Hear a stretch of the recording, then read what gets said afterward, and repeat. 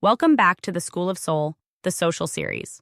I'm ADELINE Atlas, and today we're talking about something that trips up a lot of creators.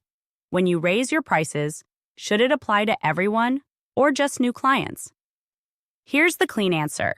It's smart and strategic to raise prices for new clients first. Your existing clients already bought into your brand when it was newer, smaller, or less developed. They trusted you early. That loyalty matters. So when you raise your prices, you can honor your current buyers by grandfathering them in at their original rate for a set period of time. For example, you might say, if you're already enrolled, you stay at your current rate for the next 6 months. Or, existing members keep your locked-in pricing, no action needed.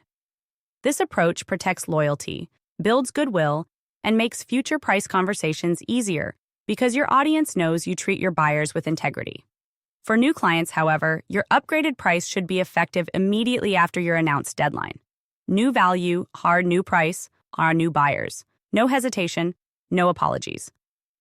Now, if you've made massive upgrades to your offers, totally overhauled systems, added new coaching, layered in premium support, then after a clear notice period, like 60-90 days, you can also bring current clients into the new pricing if they want continued access to the upgraded version.